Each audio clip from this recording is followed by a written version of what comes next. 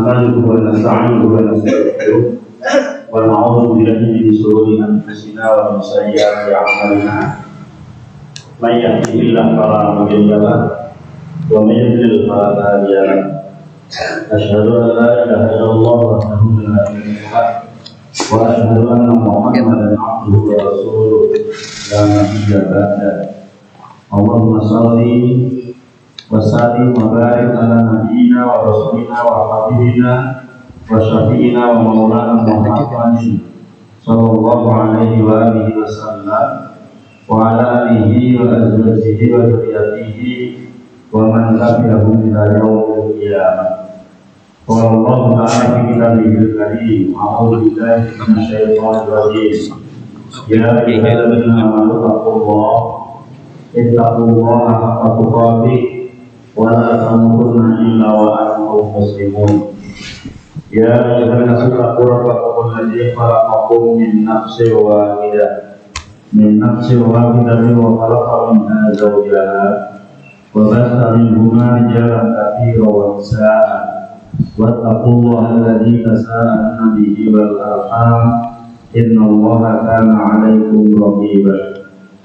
يا أيها الذين آمنوا اتقوا الله وقولوا قولا سديدا يصلح لكم أعمالكم ويغفر لكم ذنوبكم ومن يطع الله ورسوله فقد فاز فوزا عظيما. فلا فإن خير الحديث كتاب الله وخير الهدي هدي محمد صلى الله عليه وآله وسلم وشر الأمور محدثاتها وكل محدثات بدعة وكل بدعة ضلالة وكل ضلالة في النار. Hadirin wal hadirat jamaah salat subuh rahimani wa rahimakumullah. Alhamdulillah wa syukurillah, puji dan juga syukur mari kita panjatkan kepada Allah Rabbul Izzah Allah Subhanahu wa taala yang telah memberikan nikmat, rahmat, taufik, hidayah kepada kita semua hingga pada pagi hari ini yang kita bisa memenuhi panggilan Allah salat subuh berjamaah. Semoga amal ibadah kita senantiasa diterima oleh Allah Subhanahu wa taala. Salawat dan juga salam tercurahkan kepada kita Muhammad sallallahu alaihi wasallam dan juga para sahabatnya, para keluarganya serta pengikut setianya hingga yaumil qiyamah.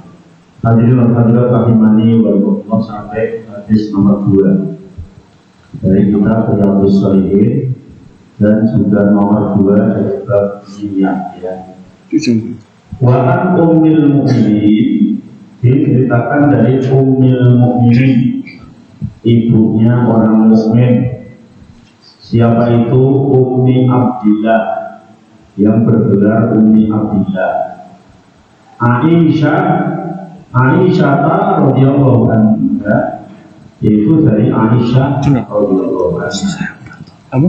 Qala, Aisyah mengatakan, qala Rasulullah sallallahu alaihi wasallam, Rasulullah sallallahu alaihi wasallam bersabda, yabzu jaisun al-Ka'bah, yabzu jaisun al-Ka'bah, serombongan tentara akan memerangi Ka'bah. Faidakamu bi baida aminal ardi, dan ketika mereka sampai di tanah lapang, yang mendekati Ka'bah, yuhsabu bi awwalihim wa akhirihim, maka mereka dihancurkan. Sebagaimana ulama memberi makna yuhsabu bi awwalihim, mereka dibenamkan di atas bumi, di awalihim wa akhirihim, dari yang paling depan sampai yang paling belakang. Jadi ada rombongan mau menghancurkan Ka'bah, rombongan ya, mau memerangi orang yang ada di kanan kiri Ka'bah. Tapi sebelum sampai Mekah, masih di dekat Mekah situ, di baida minal ardi, di bumi tanah lapang yang disebut dengan Baida, yuhsafu, mereka dibenamkan, diambil semua bumi di awalihim wa akhirihim, baik yang rombongan paling depan sampai rombongan paling belakang. Maka kemudian Aisyah berkomentar, tanya pada Rasulullah, "Qultu ya Rasulullah, ya Rasulullah, aku mengatakan kepada Rasul, ya Rasulullah, kaifa yusafu bi awwalihim wa akhirihim." Bagaimana kok dibenamkan dari yang paling awal sampai yang paling akhir? Wa fihim aswaquhu wa man laysa minhum. Di tengah-tengah rombongan yang paling awal dan paling akhir itu, di situ ada orang jualan, ada orang ikut-ikutan, ada orang yang tidak tahu menahu. Misalnya ada rombongan orang itu jualan gulanya dari bulan itu, mesti kan campur-campur. Ketika melihat rombongan itu mungkin ada orang yang mau betul kasih kono, betul bakso, betul undi-undi, kan memang rombongan itu semua. Ada anak-anak nonton, ya. Bahkan bukan anak-anak, orang tua pun ikut nimbrung nonton. Kemudian dari awal sampai akhir semuanya diambil semua bumi. Maka ditanyakan oleh Aisyah, kan wafihim aswaquhum wa man laysa minhum. Mereka yang jualan-jualan, mereka yang niatnya hanya nonton, mungkin mereka juga ada yang hanya lewat gitu. Maka kemudian Rasulullah SAW bersabda, yuhsafu bi amwalihim wa akhirihim, tetap dibenamkan dari awal sampai akhir.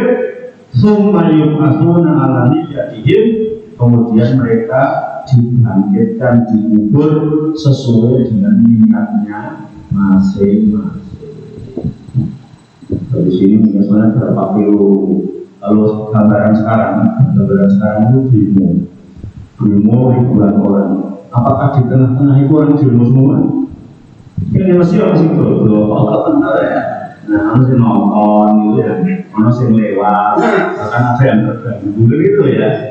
Nah, gambaran.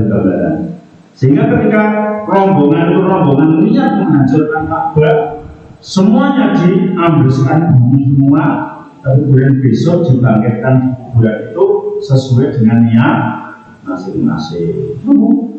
Saya ikut mau menghancurkan Ka'bah, sudah masuk neraka. Kamu iya. Kemudian di dalam berapa kamu? Saya jualannya si Allah. Jualan bisa, kamu aman. Kamu saya nonton. Kamu saya kan kampungan sih kok dilewati, ya sudah. Jadi semuanya diambilkan, tapi sampai akhir besok dibangkitkan sesuai dengan niat masing-masing. Niatnya apa gitu ya? Karena yang tahu niatnya hanya yang bersangkutan dan Allah Subhanahu wa Ta'ala. Yaitu Jaisun Allahu a'lam, yang dimaksud dengan Jais di situ adalah Allah yang Maha Tahu. Mahuwa adalah Jais, walakin dhahirul hadis yarji'u annahu Jaisun. Akan tetapi ketika dilihat dari hadis bahwa Jais di situ adalah yub'atsu liqitalil mahdi indama ya'udu bil bait. Di situ menggambarkan betapa besok ketika ada Imam Mahdi yang diutus oleh Allah, tumbuh dari Mekah, ya, lahir dari bangsa Quraisy, bapaknya namanya Abdullah, ibunya namanya Aminah, sama persis dengan Nabi Muhammad, namanya juga Muhammad, ya. Besok ada lahir di Mekah. Maka ketika Imam Mahdi turun itu ada beberapa kelompok, ada beberapa golongan yang tidak terima dan mereka demo akan menghancurkan Ka'bah dan menghancurkan Imam Mahdi. Ini yang disinggung dalam hadis ini, ya Jaisun al-Ka'bah, ya.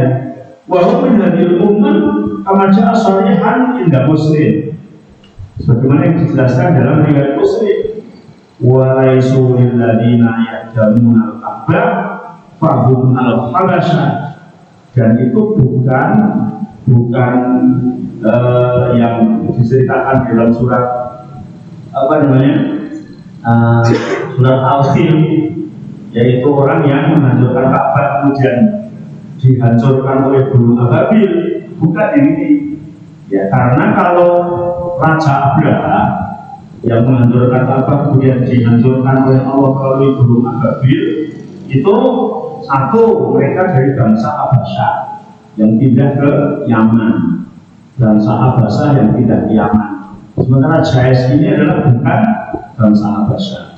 Yang kedua, Abraha dan bolo pasukannya itu betul-betul sudah sampai Mekah, istirahat di sebelah Mekah yang sangat dekat, kemudian dihancurkan oleh Allah dengan menggunakan burung ababil yang membawa tanah liat yang penuh dengan api itu.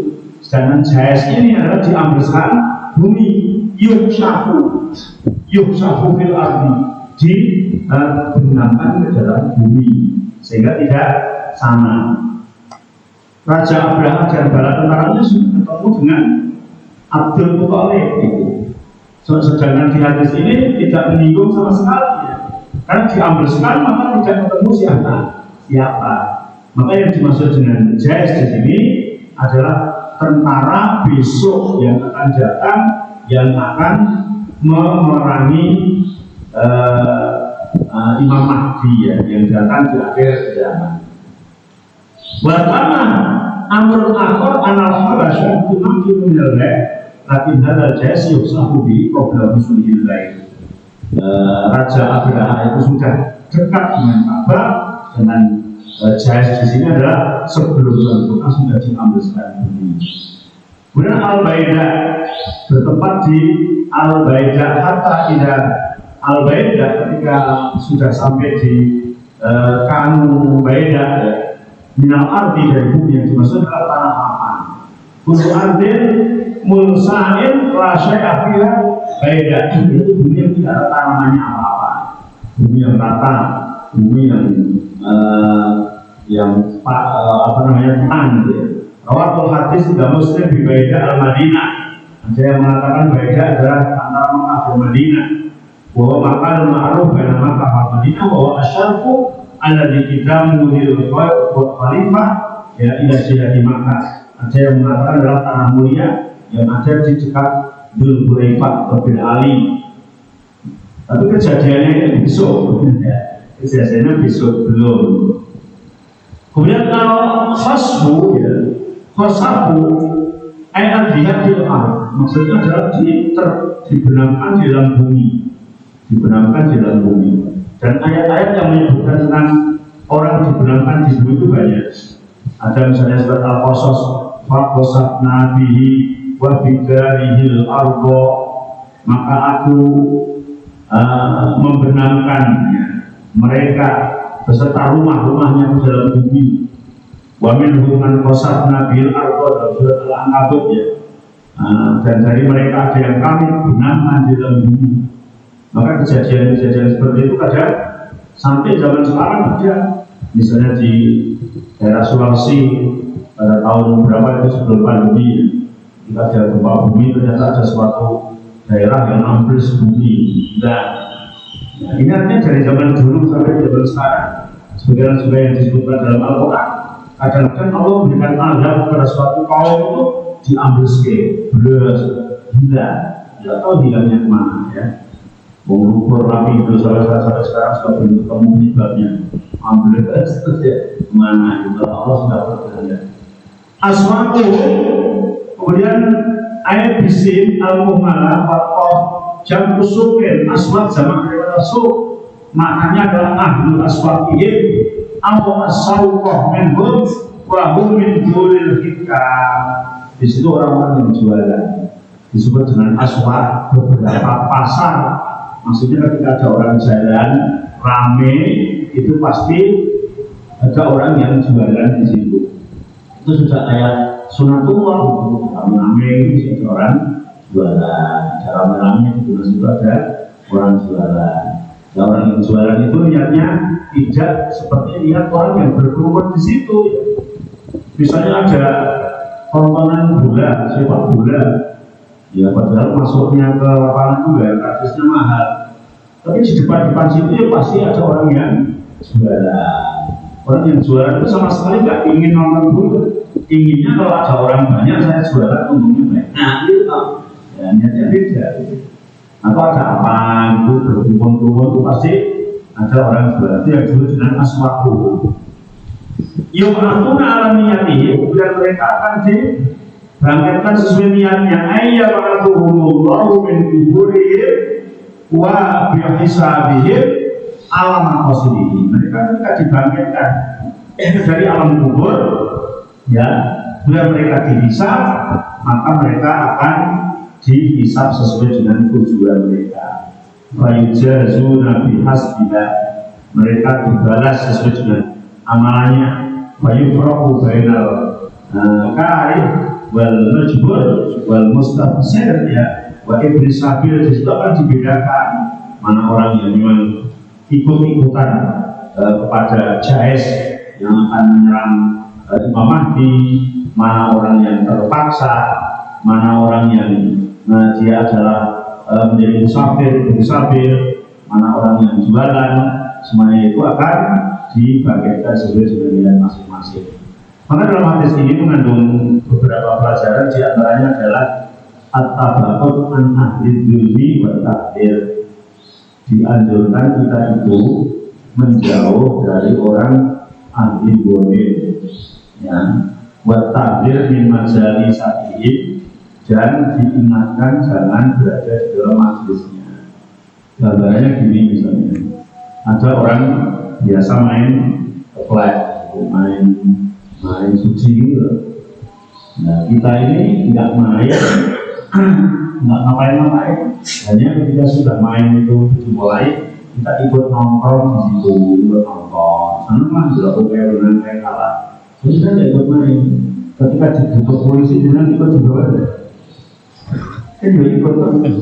Nah, saya nggak main kan sekarang, tapi pasti kamu sudah main gitu kan? Ya pasti ikut,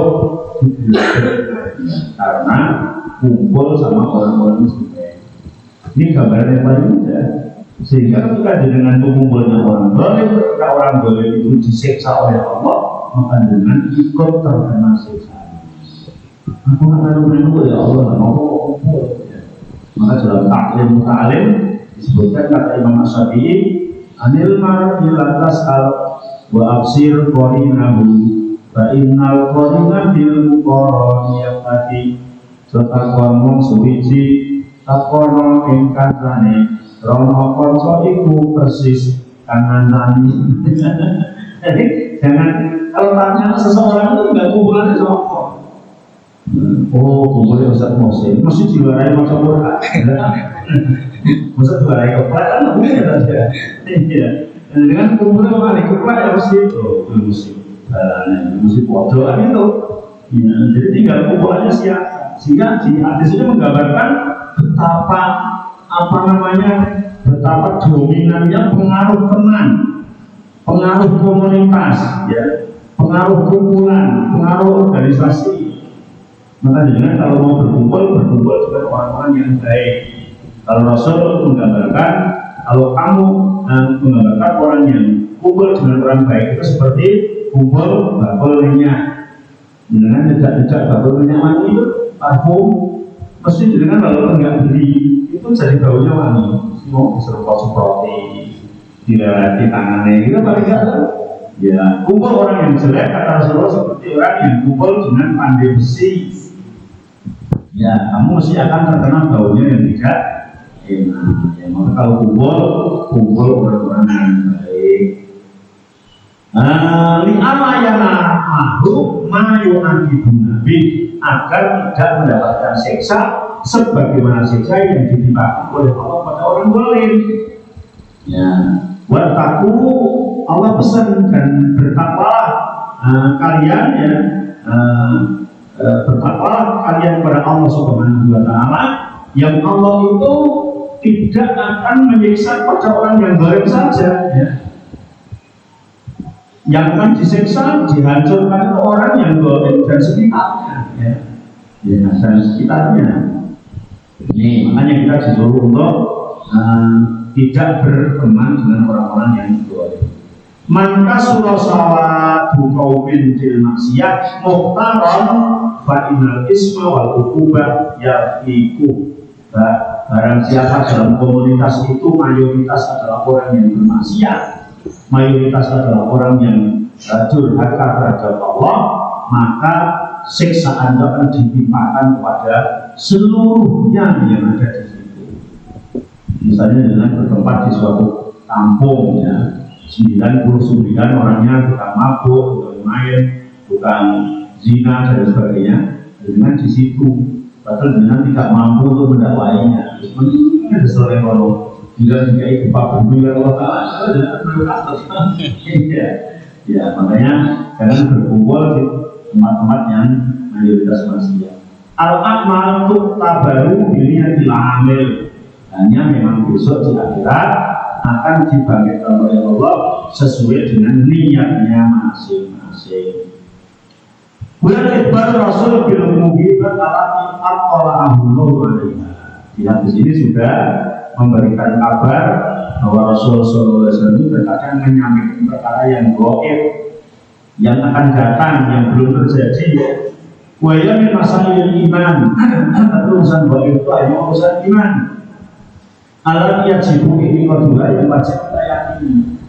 Karena dalam agama itu ada dua, ada yang bersifat rasional, ada yang bersifat irasional. Tapi irasional kalau ada dalil kita ikuti. Yang rasional itu misalnya kita habis BAB, BAK, disuruh cebol, itu rasional, itu kotor, diresihin.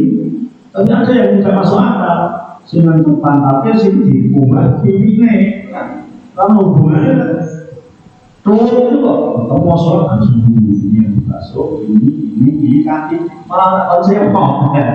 Nah, ini namanya irasional yang tidak masuk akal, tapi perintah syariat. Faida kuntum ila sholat, farsilu wujuhakum, wa aydiyakum ila marafiq, wa amsahu biusikum, wa arjulakum ila kabair.